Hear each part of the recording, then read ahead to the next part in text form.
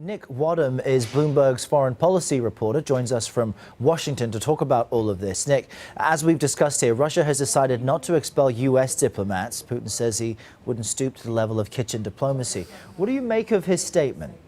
Well, I think what we're seeing here is Vladimir Putin is sort of leaving the door open for Donald Trump. So throughout the campaign, Trump said, we are going to seek better relations with Russia. Wouldn't it be nice if we had a better relationship, if we could reverse this sort of last several years of antagonism? So Vladimir Putin with this is sort of saying, hey, I'm going to test you to see whether you're going to go with what the Obama administration said, basically laying out the evidence of Russian hacking, or if you're really willing to seek reconciliation with us. So it's sort of a fascinating twist in the narrative where Donald Trump is basically being asked to choose sides between the outgoing U.S. president and Russia's president. It's pretty incredible. And if you look at Donald Trump's choices, the calculations he makes, he has to take into account what the intelligence community is saying. They all appear to be in agreement that Russia influenced the U.S. election to tip it in Donald Trump's favor. You have some Republican leaders in Congress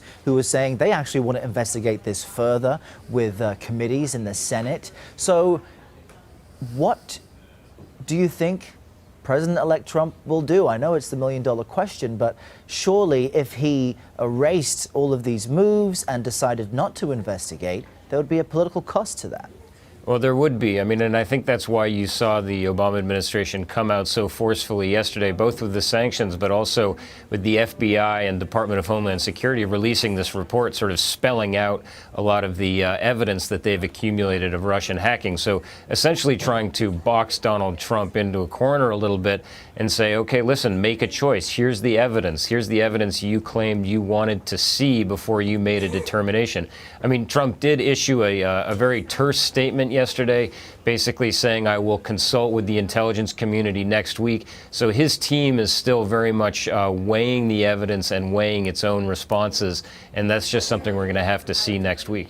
And they likely are trying to figure out how far they can go. As you say, Donald Trump says he will meet with the intelligence community, see what they have to say. But in at every point that he's been asked about Russian interference, post and pre-election, he's thrown doubt on it. And he said it could be a guy, in New Jersey hacking while sitting on his bed. He says cybercrime is very difficult to identify the source of. How far do you think he will go? Well, I mean, this is really going to be one of the biggest issues he's going to face in the first, 100 days of his presidency.